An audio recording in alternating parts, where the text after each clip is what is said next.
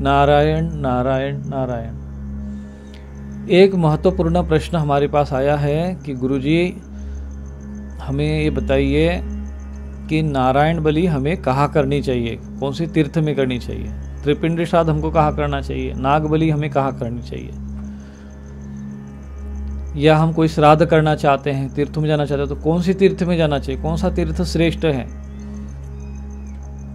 तो ऐसा जो है प्रचलन बड़ा चलता है। तो मैं आपको बताता हूँ कि हमारे धर्मशास्त्रों में तीर्थ श्राद्धों का विशेष महत्व है। विशेष तीर्थ अनेक तीर्थ है। आप कन्याकुमारी से कश्मीर तक, पूर्व से पश्चिम तक भारतवर्ष में दिव्य तीर्थ हैं, नैमिषारण्य हैं। और जैसे कि 7 जो स्थान है हमारे विशेष रूप से मोक्षदायक माने अयोध्या, मथुरा, माया माने हरिद्वार, काशी माने वाराणसी, कांचीपुरम, काशी कांची, अवंतिका माने उज्जैन, पुरी माने जगन्नाथपुरी, और द्वारावती माने द्वारका, चैव सप्तता मोक्षदायिका।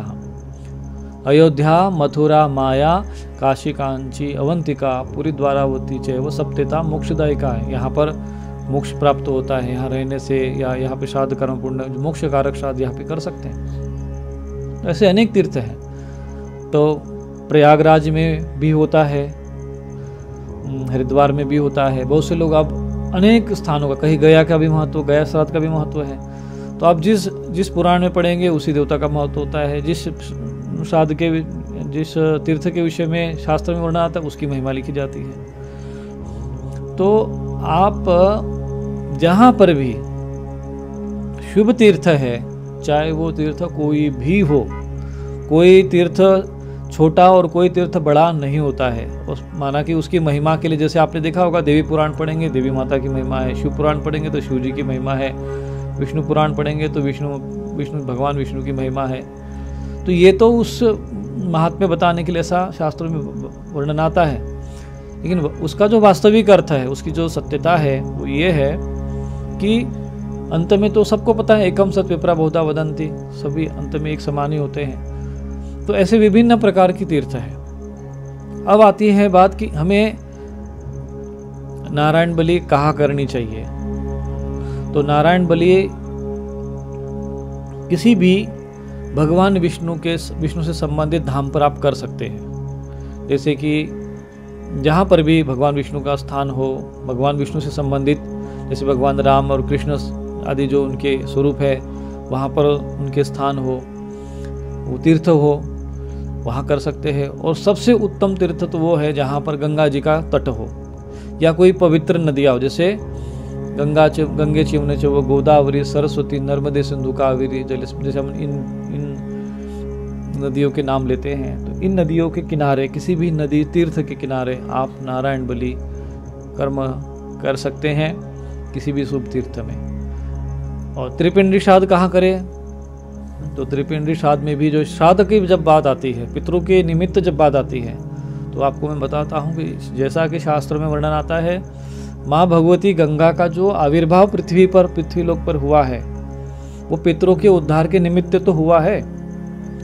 राजा भगीरथ के जो पूर्वज भगवान कपिल मुनि के श्राप से जो भस्मीभूत हो गए थे, जहाँ पर गंगा सागर का स्थान आता है, जहाँ कपिल मुनि जी का आश्रम है, वहाँ पर आपने श्रीमद् भागवत महापुराण में इसका वर्णन आता है।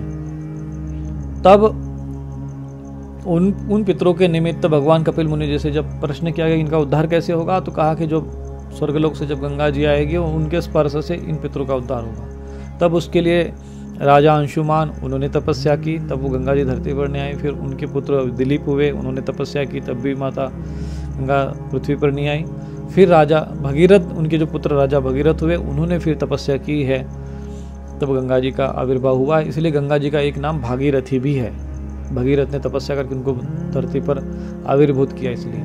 फिर वो आगे आगे भगीरथ जी गए थे, पीछे पीछे गंगा जी चलती है, और जहाँ उन पितरों का जो शरीर की जो राख भस्म जो रखी हुई थी, जैसे उसको स्पर्श होता है, उन पितरों का उद्धार हो जाता है। अर्थात गंगा जी का जो तट है, गंगा जी का जो जल है, वो पितरों के उद्धार के लिए सर्वश्रेष्ठ है। बस ये शास्त्र में वर्णन आता है, जैसा कि आपको हम बताते हैं। तो जहाँ भी गंगा जी से संबंधित तीर्थ हो, और फिर गंगा जी के समकक्ष जो नदियाँ हैं, नर्मदा है, सिंधु है, कावेरी है, गोदावरी है, तो ये जो नदियाँ है, इनके तट पे आप श्राद्ध कर्म कर सकते हैं, नारायण बलि कर सकते हैं, त्रिपिंडी श्राद्ध कर सकते हैं। यही सीधी सी बात है।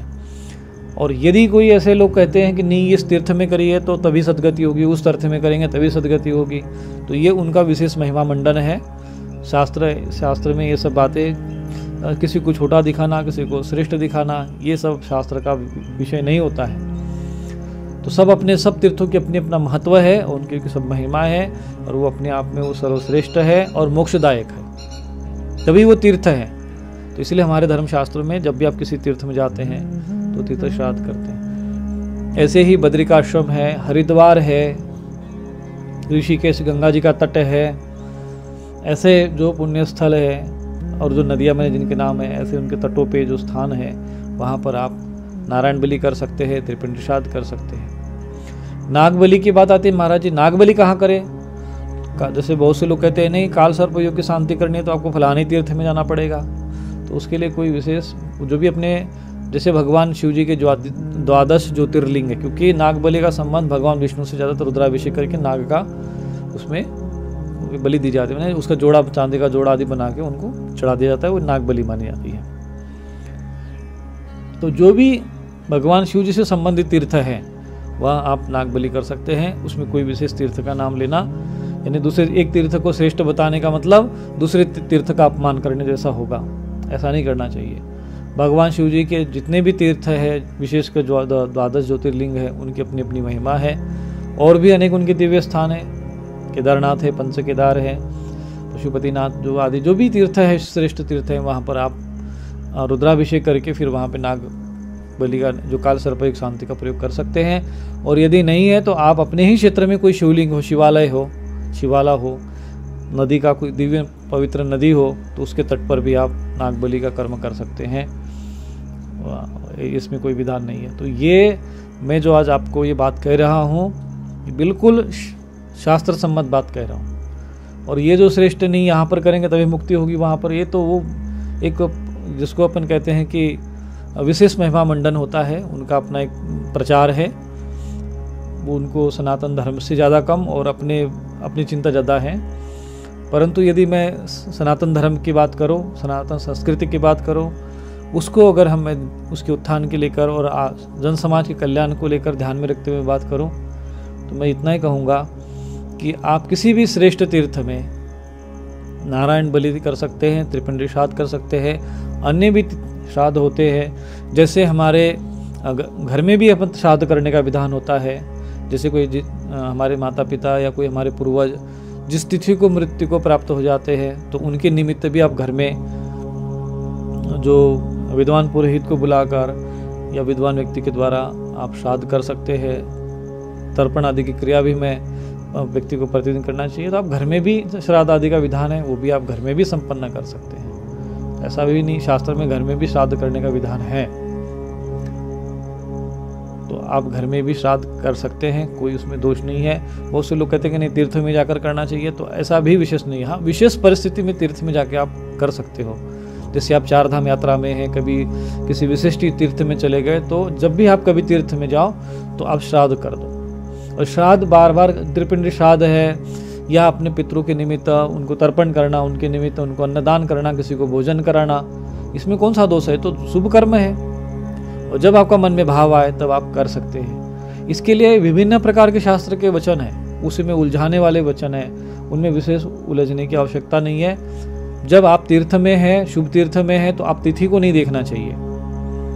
गंगा जी का तट हो, आप हरिद्वार पहुंच गए, बद्रीनाथ पहुंच गए, तो बार बार तो प्रतिदिन तो आप पहुंचोगे नहीं। जैसे आपको लगे कि हम शुभ तीर्थ में गए, हमें गंगा जी किनारे किसी शुभ पुरोहित को पकड़ कर कहना कि भैया हमें थोड़ा सा ये त्रिपिंडी श्राद्ध करनी, हमें अपने पितरों के सदगति के लिए श्राद्ध तर्पण की क्रिया करनी है, थोड़ा उन तीर्थों के महत्व से, अपना सबका अपना तीर्थों का महत्व है, थोड़ा आप एक कर्मकांड करा दीजिए। इस तरीके से अपने जो धन का है कुछ अंश अपने पितरों के निमित्त निकालना चाहिए। ये पितृयज्ञ सदैव प्रत्येक गृहस्थ को करना चाहिए, तब आपको बहुत विशेष लाभ मिलेगा, अन्यथा पितृदोष बना रहता है। तो आप त्रिपिंडी श्राद्ध आदि भी कभी भी किसी भी तीर्थ में करना चाहे तो तीर्थ में करिए, अपने घर में भी, अपने तिथि में, विशिष्ट तिथि में भी आप अपने माता पिता जो मृतक अवस्था को प्राप्त हो उनके निमित्त उनके विशिष्ट तिथि में भी आप श्राद्ध कर सकते हैं। तो इस तरीके से ये जो विभिन्न विषय हैं। और ये कहा जाता है कि नहीं इसी तीर्थ में होगा उद्धार, बाकी तो कहीं होगा ही नहीं।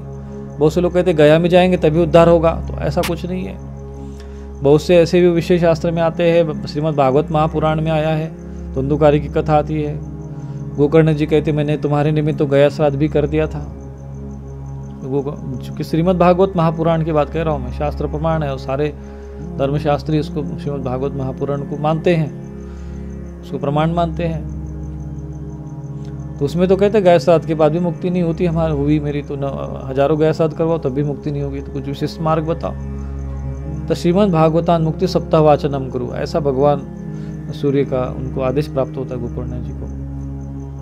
तो विशिष्ट परिस्थितियाँ अलग अलग होती है, परिस्थितियों के अनुसार आप जहाँ आपको ऐसा लगता है उसी स्थिति में आप उसी स्थान पर आप श्राद्ध कर सकते हैं। नारायण नारायण।